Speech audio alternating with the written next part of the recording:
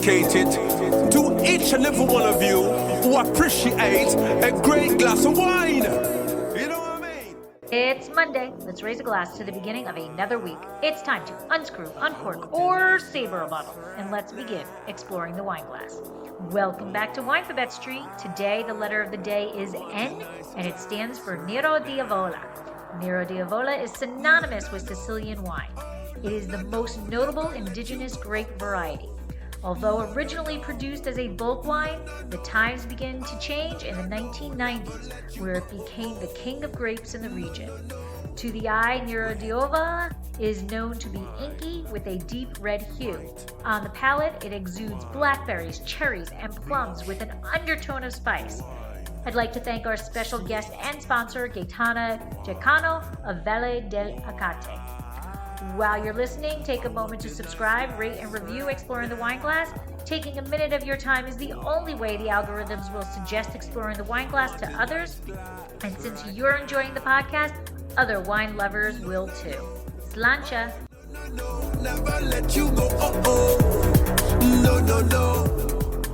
Hey everybody, I'm Lori Budd, a UC Davis winemaking program, Spanish wine scholar, sommelier service, champagne and Côte d'Aron specialist, and a WSET Level 2 graduate. You can find Exploring the Wine Glass on all the socials, as well as your favorite podcast catchers.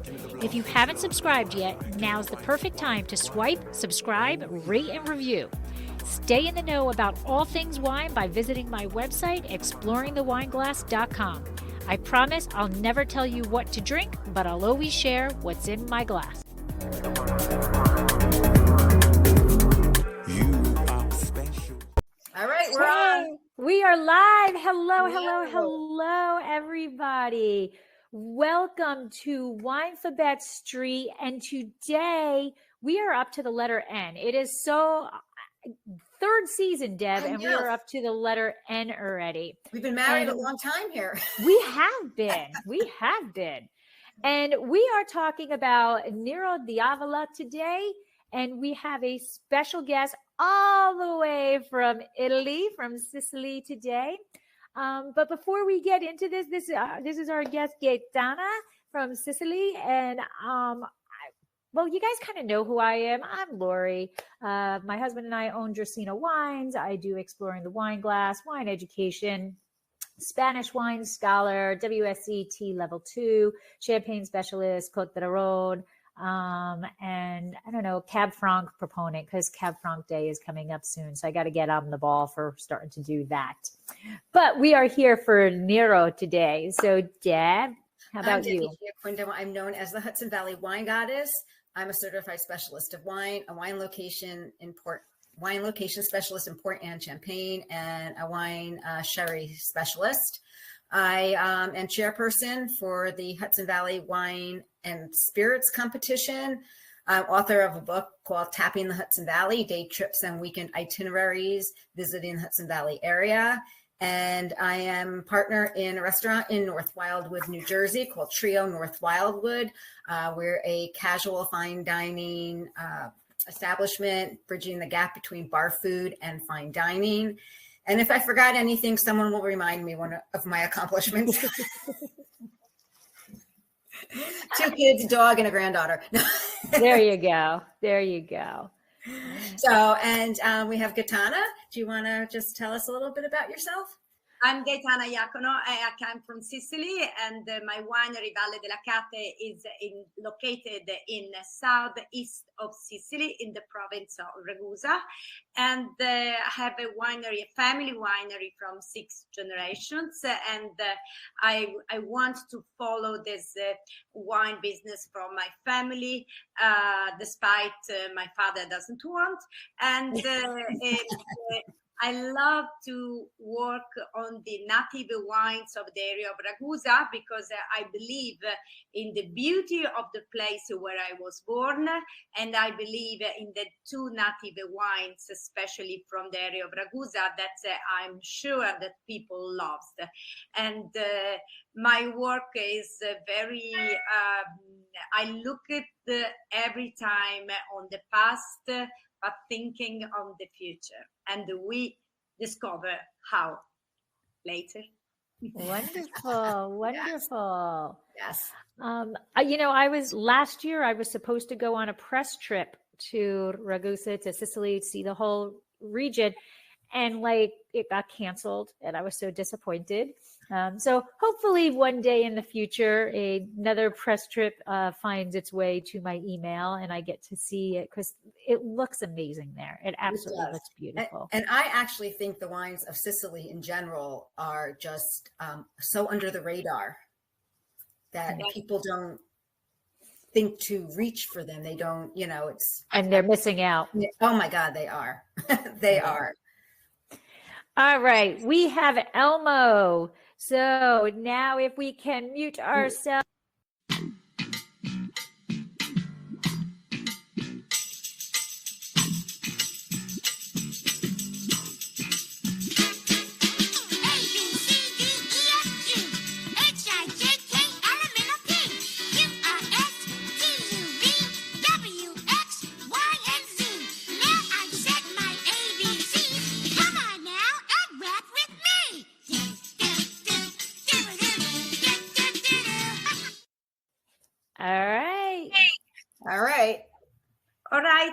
All right. We're all there. You know what? I never get to hear anything because I have to mute everything on my end. So I just always hope there's music. There was.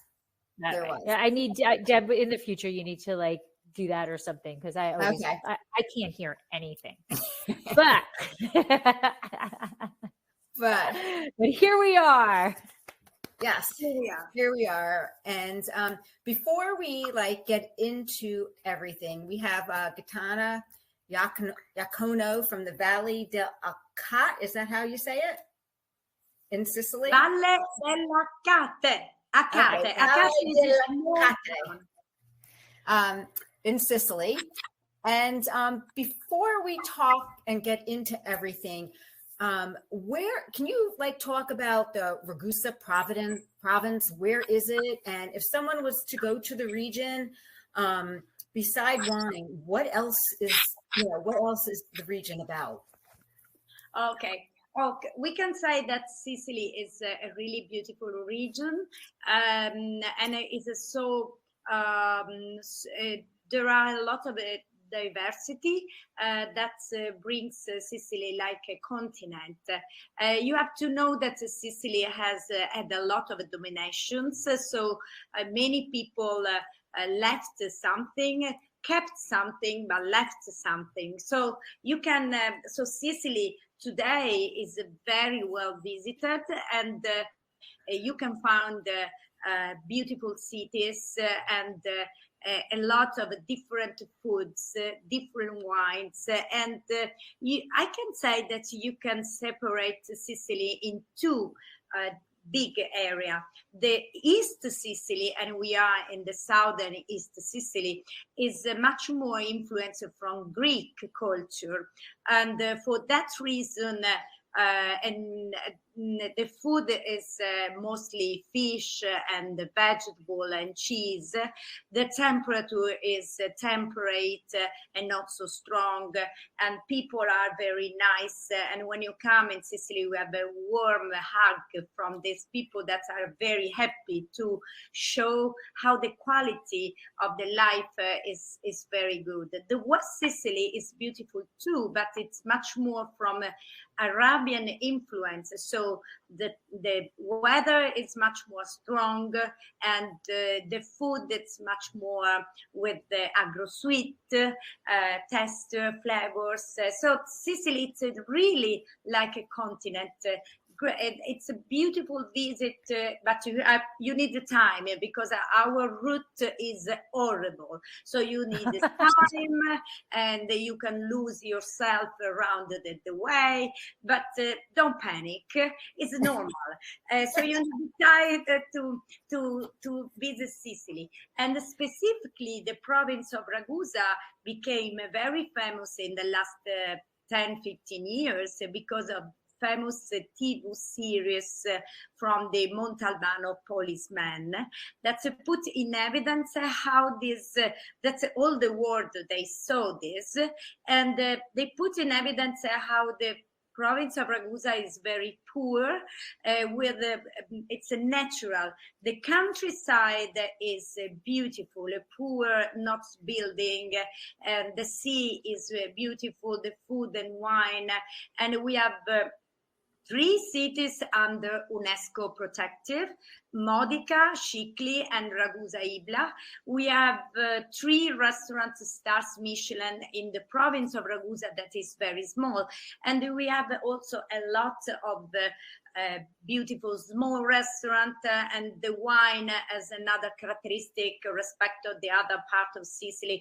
So I can say that the province of Ragusa is a little treasure inside a big treasure.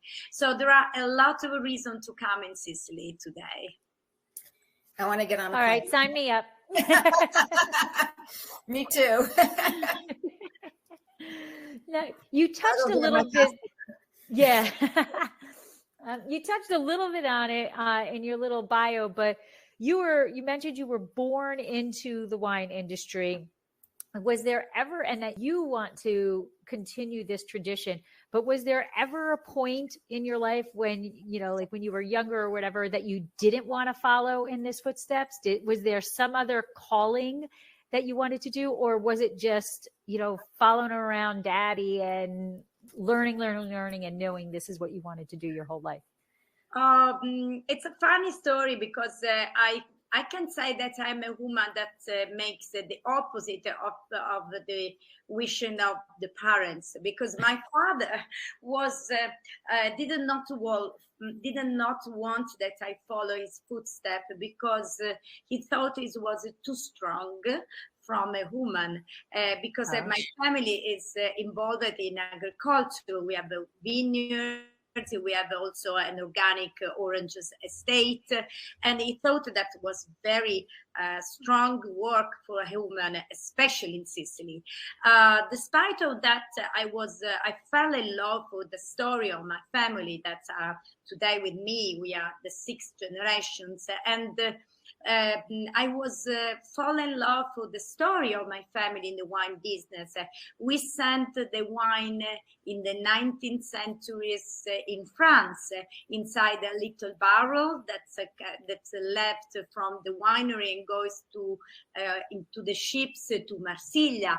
And I was for me, that this travel of the wine was so romantic, and especially I didn't want to lose the value of the native wines. But of course, when I started to work in the winery, I have a very clear focus on my job. I wanted to work on this 2 native wine, especially Frappato and the blend between Frappato and Nero d'Avola, that is the Cerasuolo di Vittoria. I want to give a value for this wine, and I was sure that I believe that the wine is a culture, and the culture is taken from the past and getting into the future. So my idea is we receive it very much and we won't give back. But for that reason, you can work thinking, don't follow the fashions.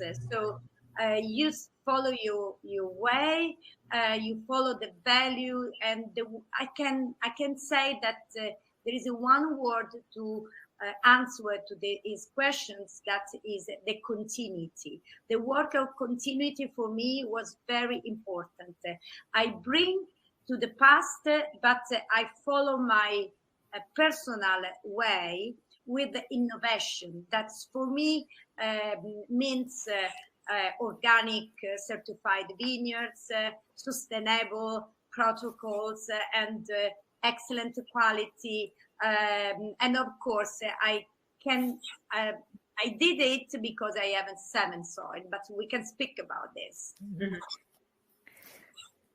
Yeah, we're going to get to those 7 soils. I'm intrigued. I am so intrigued by that. I was reading all about it. I'm like, oh my God. That was something very funny also because when I started to work, I understood that my Nero d'Avola especially and the Frappato in the blind testing one was always recognized. And I asked to my father, but why I have so unicity? The wines is so has a great identity, and I saw that he replanted the vineyards exactly in the same place and in the same soils and same locations. And before, because he knows from his knowledge, and together we understood that we have 7 different soils inside our vineyards, completely different in exposition, in color, sandy clay, black clay, and there are very old soils from Pleistocene, maybe 780,000 years ago, and this was the fortune that I understood to have something different and something very important to work for my project to give value to these 2 wines. I have something unique, and for that reason each wine comes exactly from one soil, and this soil gives identity and gives the great expression for each wines. And before was only experience. Today the data are confirmed by analysis, so we are very we work on 3 different contrada inside the vineyards that are organic, and we understood that the 7 different soil was the base to start a great work. So Wow. with those 7 soils, are you like you're having Frappato, Nero d'Avola, you have each of those in each of those 7 soils? Yes, so the Frappato, for example, come from 2 contrada in 2 different soils, black soil with a white stone and red soil. For example, the Cerasuolo di Vittoria, that is the blend between Nero d'Avola and Frappato, come from red soils. That is perfect for the Cerasuolo. The Nero d'Avola comes especially with the dark soil, that is clay without any stones, despite the soil of the Frappato is clay with the white stones. That means the root goes in deep and move it and give the flavors to this Frappato. And the Grillo come from yellow soil that is sandy, like the sandy of the beach, and the soil is yellow and gives a Grillo with a great minerality. So different characteristic and different wines with a great unicity. So when you blend the Nero d'Avola and the Frappato, they have to come from the same soil types? Yes, when we you wouldn't if you were growing in the dark soil, you wouldn't blend that with the Frappato because it's grown in a different soil? Yes. Okay. When I think to the Cerasuolo, the Frappato and the Nero d'Avola come from the high plateau with the red soil. Light red soil for Frappato, dark red soil for Nero d'Avola. When I think to the Frappato 100%, I think for black soil with a white stone. And when I think the Nero d'Avola alone, it's a dark clay, compact, black soil. So this is inside the vineyards, like surrounded, like a circle. In the center there is the winery, and the soil are around the winery. So the wine. Did you want to say something, Lori? Yeah, I just wanted to reach out. So we have a question from somebody in the chat, Bob. But I want to hold off on that till we actually start talking about the characteristics of the wine. So he would like to know what is the minerality or nuisance in the soil that becomes evident in the wine. But I think we'll wait to talk about that when we actually start talking about the wine itself. Yeah, sure. So go ahead, Deb. So I want to touch on the history of the winery, of the Valley Delicates, the whole history. I mean, how did you guys, choose that plot of land? And, I mean, and then you went on and you got the 7 soils, and that's what makes you different from everybody else. But did you know that going in when you're, Yes. She wasn't even a thought in the eye yet. I know. Your dad know that going in. He was, of course, in the old time, my family has a country estate for oranges under Vitoria, but Acate is a small town that was perfect vocated for grape for wine, and because of it was a valley, it is a valley with a great exposure in the sun, with a very good gap between day and night, and it's close to the sea. I think it's 15 miles from the sea. Okay. So the valley one time was full of grape wine. Unfortunately, today we are quite alone, and because many other producers transform in grape for fruit. Because the grape is beautiful in this valley, and that was the reason that in 19th century my family bought this winery, this vineyards, because it was perfect for the wine and perfect for, and the soil they discovered later maybe, but they went there because the valley was particularly vocated for the grape, for the wines. Okay. Yep. And then the 7 soils came out from that. You want me to go on to the next one, Lori? Yeah. Okay. So you're located within and I'm going to try and say this to the best of my ability because I butcher everything.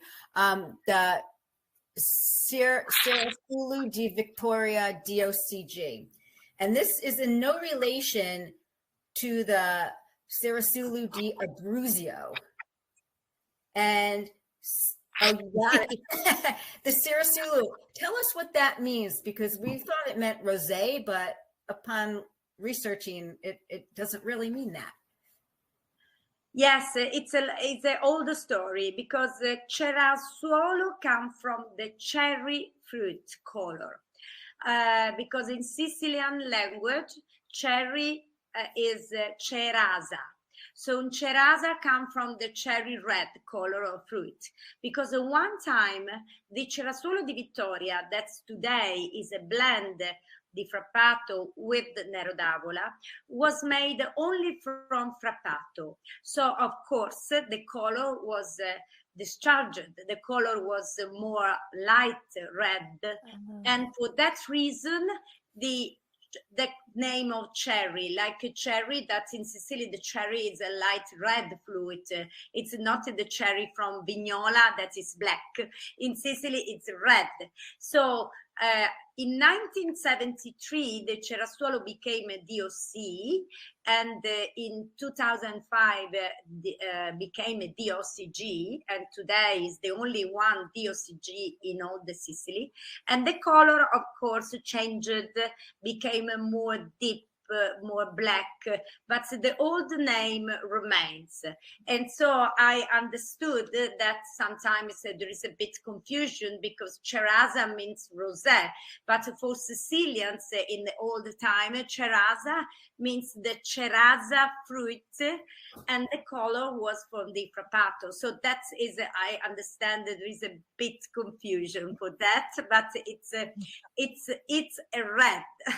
Okay. All right, so it is basically the same reason why Abruzzo calls it Cerasuolo di Abruzzo, because that's that cherry, that's cherry what it was red. explained to me, is it's that cherry red color. And so, I mean, we keep going back to Frappato, and for everybody who's doing Winephabet Street, season 4, we're going to do Frappato, Yes. and Gaetana's going to come back. So Frappato is then a lighter thinner skin, and that's why it's. Yes. Is that why it's typically blended with Nero d'Avala now? To give it more. The Frappato is a typical red wine, red light, very old in this part of Sicily, much older than Cerasuolo, that is a blend. So we can say that Frappato is the original wine from the area of Vittoria and Ragusa, and it was always with red color, and it's a light red, an explosion of blackberry, strawberry, but ruby red light. Okay. And the blend with the Nero d'Avola, it was the first, the most old blend in Sicily, Frappato and Nero d'Avola, and became Cerasuolo. But for the skin, of course, of the Frappato gives this light color, and the same reflection is in the wine, because it is an explosion of smell, but the wine is it's a crispy, but it's very light.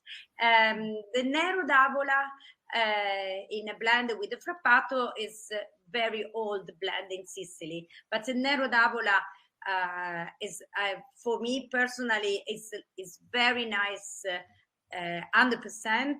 But the Nero d'Avola Grace is good with the other blend with the other. In the past there was many Nero d'Avola also with Cabernet, with Syrah, but today fortunately we are coming back in the poor Nero d'Avola to put in evidence the different area of Sicily that they can give a very different Nero d'Avola. So it's considered to be a full-bodied wine. And when people here are writing about it, they're comparing it to Cabernet Sauvignon or Syrah, which to me, those are two completely different styles of wine. So I don't like that that description either. But so how would you explain what would you explain is that a similar grape that somebody here might be more familiar with to Nero d'Avola? What would be a more similar grape, and why is that? And then I think that might be a good time to talk about the palate, what it feels like on the palate. Okay. The Syrah and Cabernet, the expression is much more with the pepper and the herbs. The Nero d'Avola is much more with the fruit, cherry fruit, black fruit, and the licorice and cacao taste. So it's very different. And another thing, never Nero d'Avola is like a bomb, like Super Tuscans or Bulgari. So Nero d'Avola is, in general, we can say that it's a dry wine, but strictly wine, but not super bomb and not over matured, not marmalade. And this is a very important to understand in Nero d'Avola. The Nero d'Avola, it's not an origin for a part specifically of Sicily, because the origin of Nero d'Avola is everywhere in Sicily, but it depends of the different area, different climate, different close to the sea. We can say that the Nero d'Avola remains, the trees are Mediterranean, balsamic note of eucalyptus. This is very prominent in the Nero d'Avola.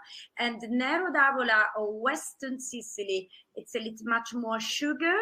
And the Nero d'Avola of southeastern area, it is much more fine and with the hints of cherry and more velvety, especially in the area of Noto and Ragusa. it's quite different. Of course, we can say that Nero d'Avola is the king of the grape in Sicily, because it's depend of the different also vinifications.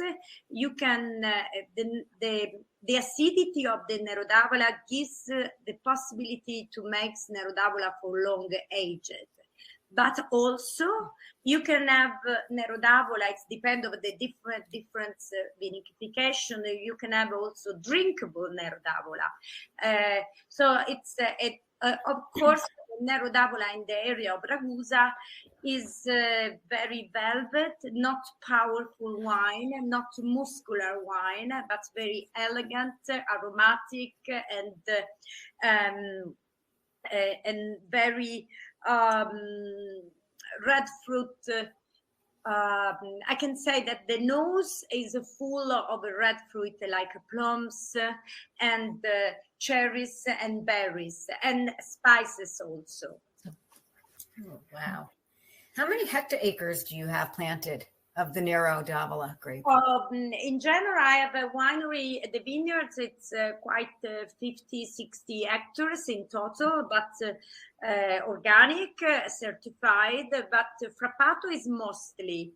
And Nero d'Avola, 4D Cerasuolo is the second step, and the two Nero d'Avola that we present today, Il Moro and Tanè, the Cru, is very unique, and the hectares is a few. It's almost 8-10 hectares in total for the two wines.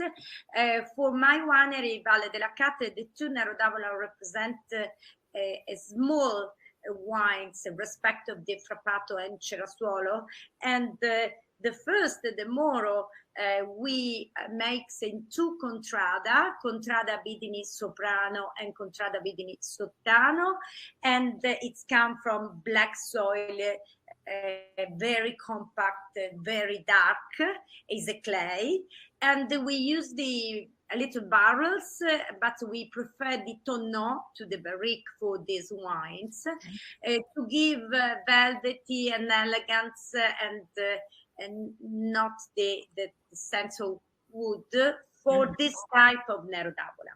The second is a cru that's come from vineyards that had almost 30 years ago, and is a small cru, is a small terrace with ochre soil, so the soil is more light and color ochre, and gives and we leave the grapes a little bit more in the before the harvest, taking care don't lose the acidity. And Tanè is our cru, and it's a beautiful small terrace that's produced these wines in few bottles, and the name Tanè is my name in the nickname of Sicilian dialect. And now a word from our sponsor.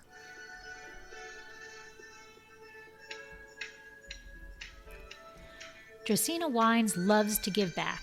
There are so many fur babies that deserve to find their forever home. We would love to be able to help as many as possible. If you are part of a nonprofit organization or know of a nonprofit organization that would like to hold a fundraiser, please contact us at contact@dracaenawines.com or visit our website, dracaenawines.com, to fill out the form. How does the fundraiser work? It is super simple and costs your group absolutely nothing. Together, we will choose a month that your group will be sponsored. During the month, you promote the fundraiser just like any other event you'd hold. At the end of the month, we will donate 20% of the sales to your organization. The donations will be made in the name of each individual who purchased the wine so that you know exactly who helped the animals. Our goal is to raise as much funds as we possibly can and to help as many animals as possible. So please help us help as many fur babies as we possibly can. Oh, wow. And so just to go back to, so I don't know, we our wines are on the way, so Yes. we're not being able to taste with you. But do you have those bottles open, Gaetana? So like maybe you Yes, can pour a glass and people who are watching can see at least the color of the Yeah. wine okay. I as don't you know if describe it. yes. This is the first wine that I pour. I don't know if you see, is the Il Moro, and Il Moro. The name come from an old name from my family. You know that in Sicily we have also the domination of the Moro, I Mori, and so it's something that there was in my family. So you see that the color is red, but not purple red. Right. It's a little bit more light, more ruby, and the bouquet is a red fruit like plums and cherries and spirits, and notes balsamic of eucalyptus, and this is very important in our Nero d'Avola. We can say that this Il Moro is a wine with a full body, with a good structure, but very I can say the tannins is with a tannin with good tannins, not aggressive, and the Nero d'Avola is aggressive. Sometimes in other Nero d'Avola you can find a nose with leather, and not in Nero d'Avola, in my winery in the area of Ragusa. The nose is cherry and black fruit and chocolate and licorice, but never leather. Leather, it's something that's in the other part of the Sicily that gives a Nero d'Avola more warm and more sugar, and this is a drinkable Nero d'Avola. And which soil was that? This is the black soil, and the soil is not volcanic, but it's a soil so dark, so compact that seems volcanic because it's black, but it's black, it's clay without any space, that any dark store. The vineyards are almost 20 years old, the vine, and there is a dark chocolate tannins and a very good drinkability because of the velvety and elegant taste. There is, I want to show the color, the other Nero d'Avola, that is the Tanais, because you see that Tanais is the vintage is darker. You see the color is completely changed, and this is it's more brickish. It's more like a little bit of granite color, and also the nose, the wine is more spices and more licorice and more dark chocolate. And it's less fruity than Il Moro, but the vineyards are 30 years old, and this is the example of Nero d'Avola for long age. So I can say that the Tanais is a wines that you can keep for 15 years, 20 years, because Nero d'Avola has this good characteristic. It depends of your work in the vineyards and in the winery. You can have Nero d'Avola more drinkable or for long age.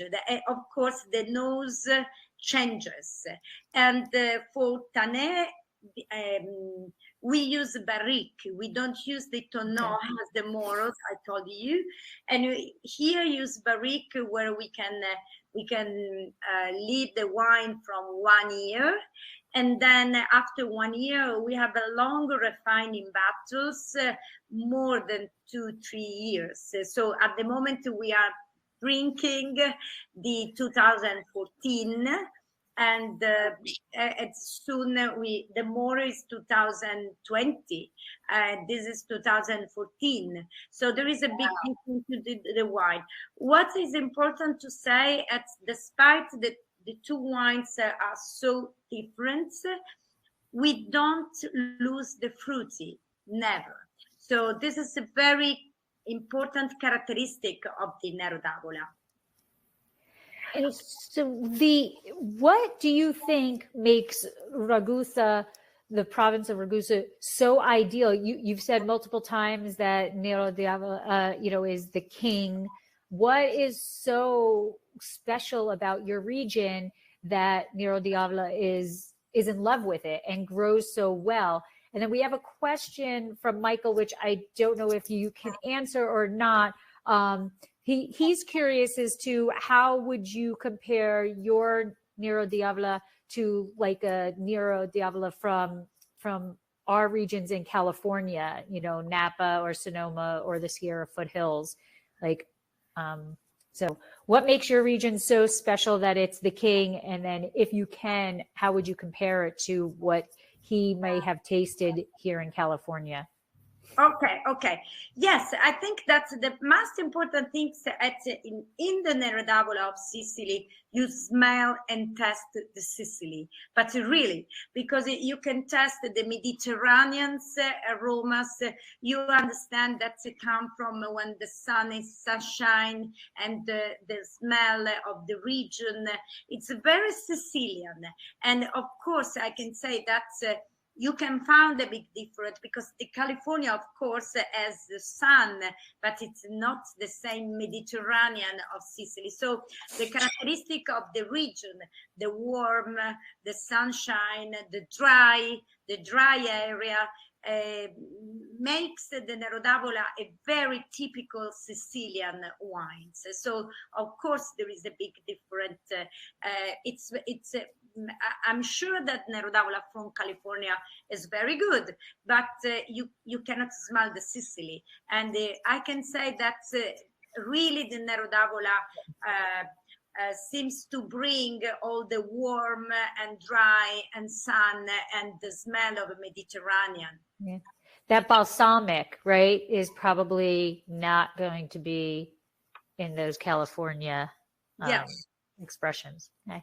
And just like anything, it might be the same grape, but grown somewhere else, it's not going to have the same characteristics. And it's not going to, there'll be certain things that might taste familiar to both, but they're going to be two completely different wines. But I can say a little things about the Frappato to demonstrate that. In Sicily, the original area of Frappato is Vittoria, and the Frappato names Frappato Vittoria. But today, because the Frappato became a very fashion wines, there are many wineries in Sicily that produce Frappato, and it's Frappato di Sicilia. The two Frappato are very different, and we are in the same region. Mm-hmm. So it's the soil, the characteristic of the climate, the warming makes a lot of difference in the wine. Absolutely. And now when you're in the vineyard, does Nero d'Avola, does it have is it a difficult vine to grow? Like, are there things you need to worry about, pests that you need to worry about, or mildew? Is it easily susceptible to disease, or is it just a happy little vine? No, Nero d'Avola, fortunately, is a very resistant grape. The harvest is a little bit late, so it's middle of September, despite what we can think the Nero d'Avola, the maturation of Nero d'Avola start in the middle of September.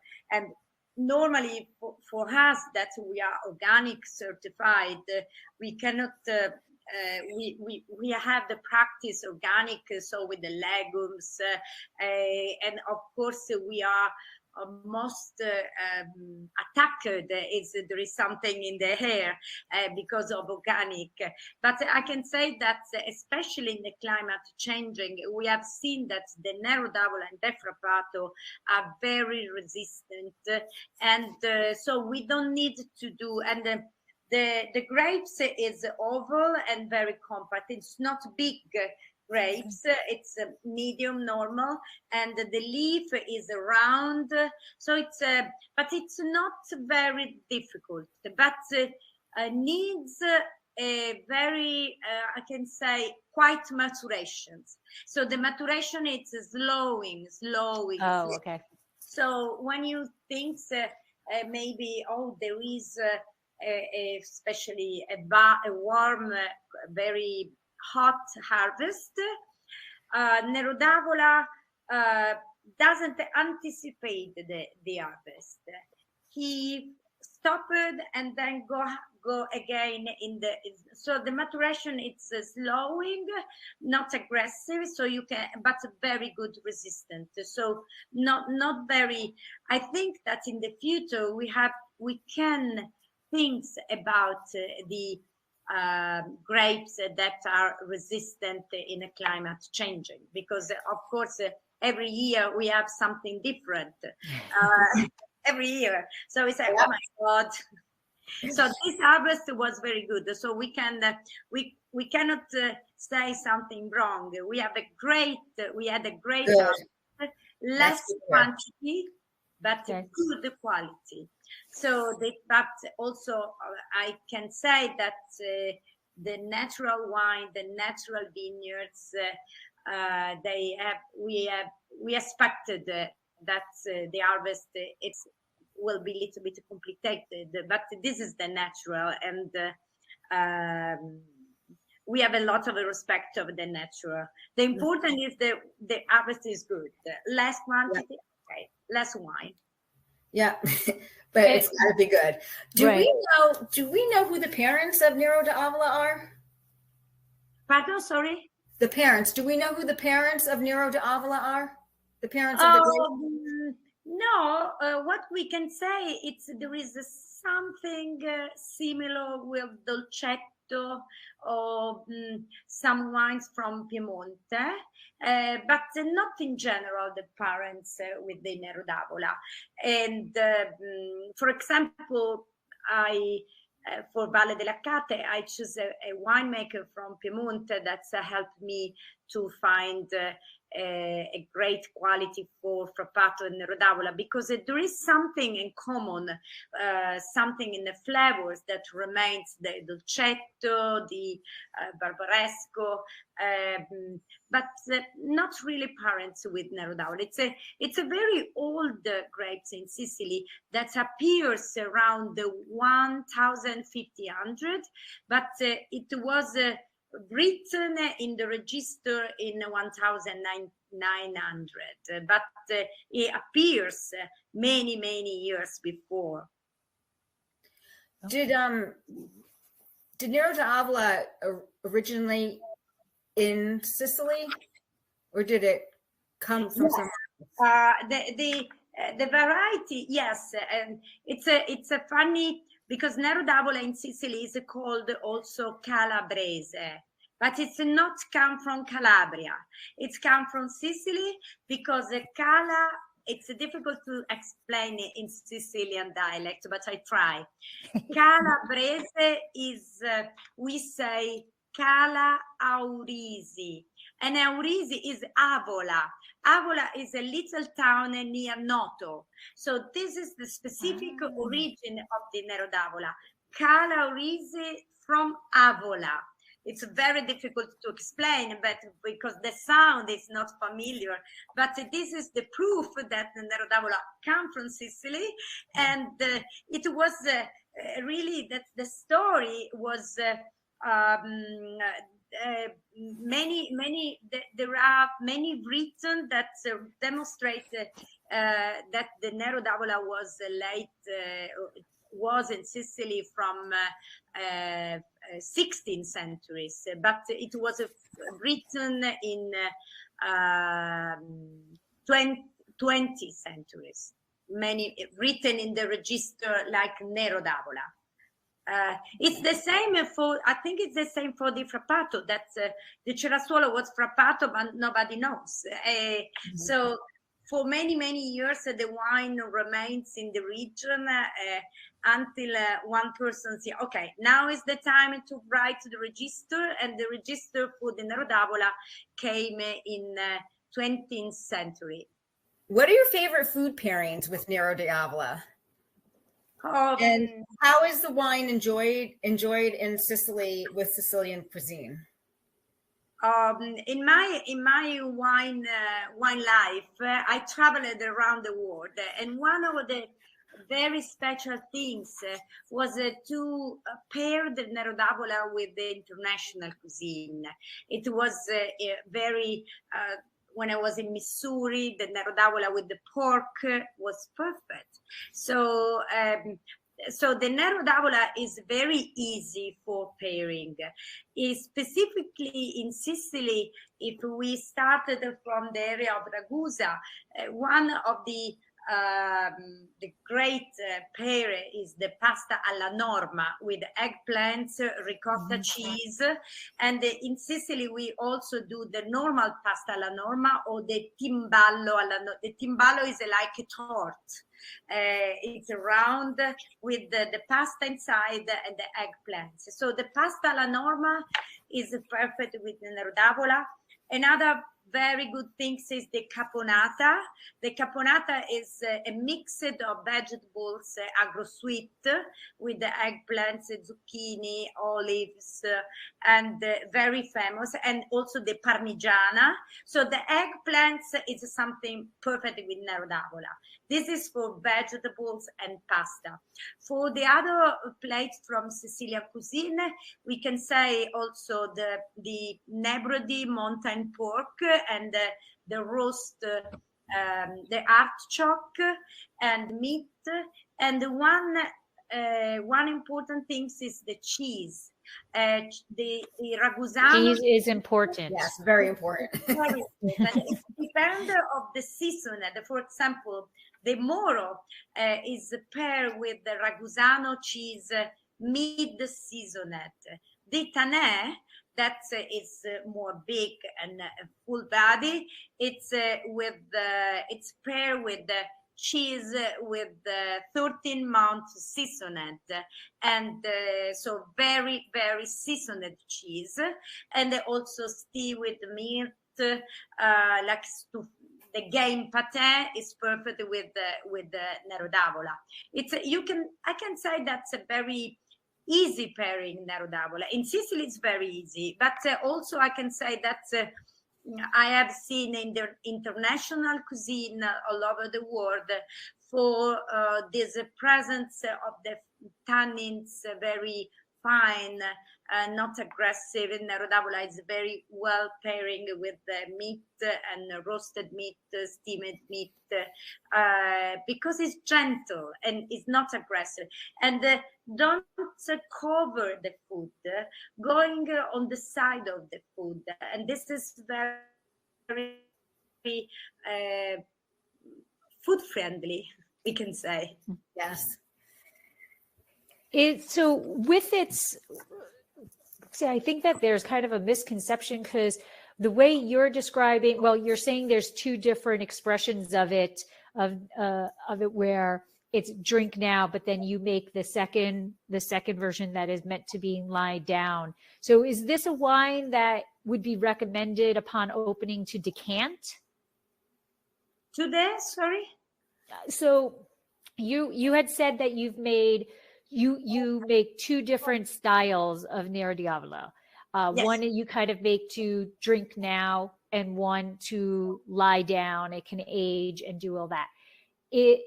Here, I think the concept is that it's a bigger wine, right? That's what they're saying. That's what they describe it as. So is this a wine that you would recommend to decant prior to drinking, letting air get to it for a while? Yes, I can recommend this, especially for the wine like the Tanè, that is a cru. We need, of course, 30 minutes before.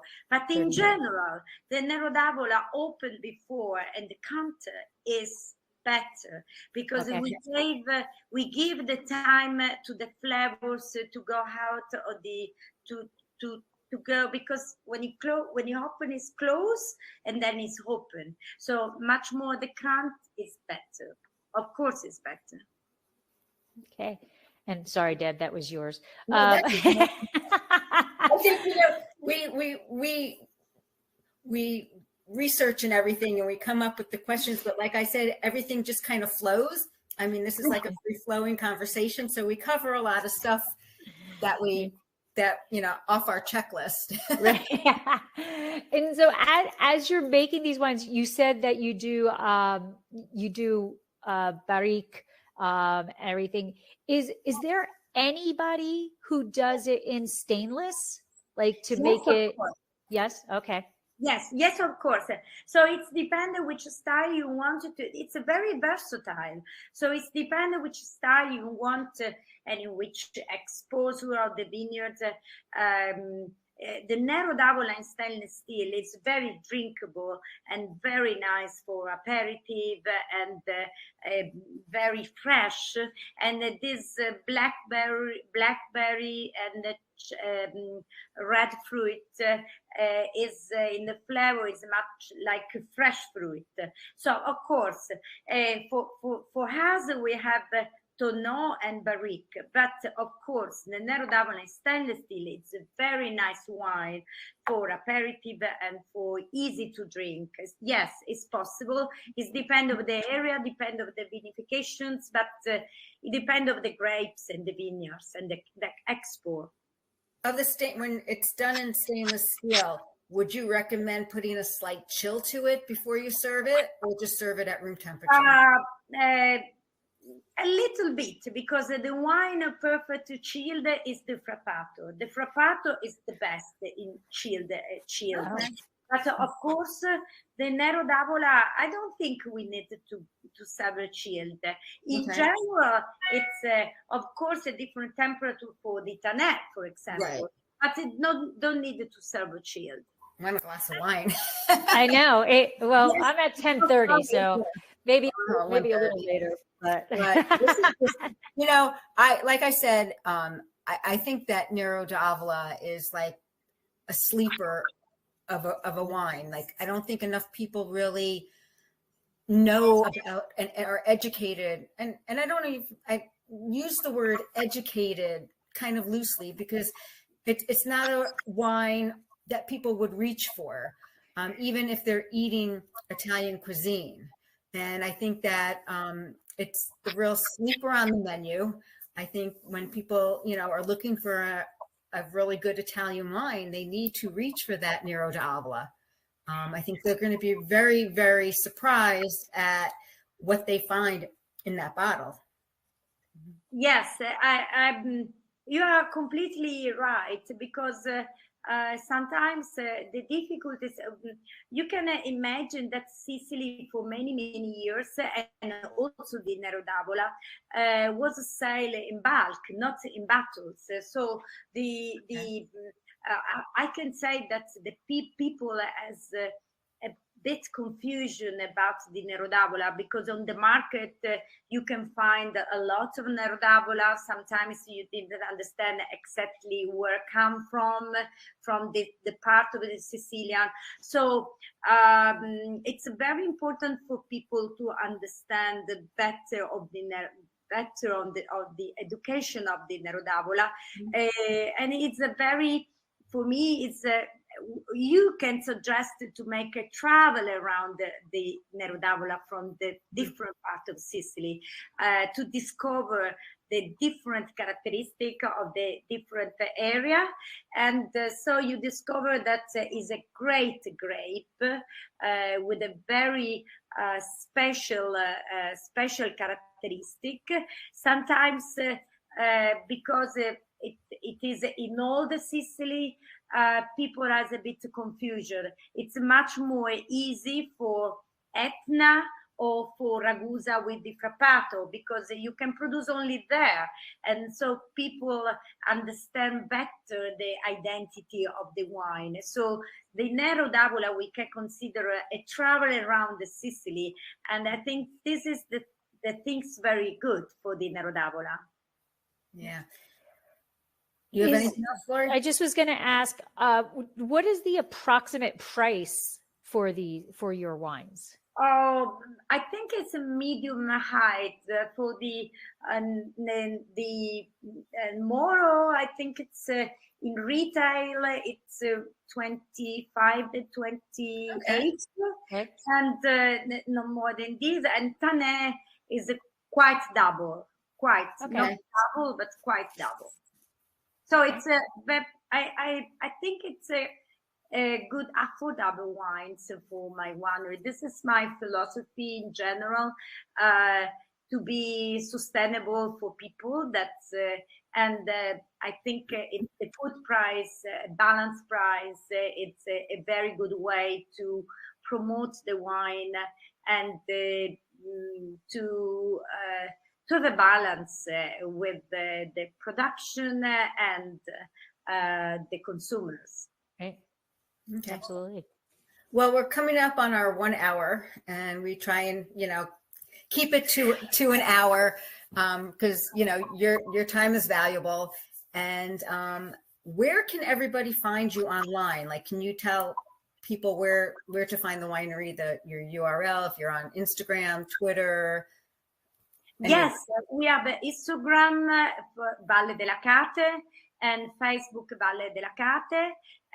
Because I have two profiles. My personal profile, it's not the winery profile, because I'm not very familiar. So I have with the social profile. So I prefer to have a profile for Valle della Cate, where really I can say you can breathe a little bit of Sicily, and you can have an idea of our vision of my focus to give the value of this wine. Yes, it's at Valle della Cate, and then we have a website, www.valledelacate.com. Yes, it is. There's a yellow soil that is the mostly soil that we have in the winery, because the old structure where my parents did the wines in the past 19th centuries is the stone is yellow, because it's they made for yellow soil. So I choose the yellow from my 7 soils. I choose the yellow. They are the color of the gold stones where my old buildings. Okay, great. Well, we can't thank you enough for taking the time out of your evening to join us and to let everybody know all about the Nero d'Avola grape and your winery and your 7 soils. I'm telling you, I'm running with that one. That is just, I'm loving that. I thank you very much for your time. This was a great opportunity for me to explain the 7 soils that I consider a treasure for me, something a fortune, and the value that I want to give to my wines, and the opportunity to explain the Nero d'Avola and how the beautiful region is the Sicily. So the only thing is we miss you that come in Sicily. We will, Lori. We would love it. Yep. Definitely Thank you. on my list. And and I hope everybody that is watching, whether they're in our audience now or in our audience later, comes away with a lot of value about the Nero d'Avola grape and your wine. So thank you so much. Thank you so much, and have a good evening. You have too. a good one. You too. Bye-bye. Bye. Bye. Very, very special. You are so special. Even in This has been another episode of Exploring the Wine Glass. Thanks for listening. If you have suggestions on what topics you would like me to discuss, please reach out on social media. You can find me on Twitter, Instagram, and Facebook as Exploring the Wine Glass. I am also on LinkedIn as Lori Hoyt-Budd. Of course, you can always email me at exploringthewineglass@gmail.com and sign up for my newsletter at exploringthewineglass.com. If you enjoyed what you heard, please rate, review, and subscribe to help others find me more easily. And most importantly, tell your wine-loving friends, because if you like the podcast, they will too. Podcast music is Wine by Kevins. Until next week, Sláinte. I want a nice glass right now. I'm on TV for my 10,000 tell you. There is always time for a good glass of wine.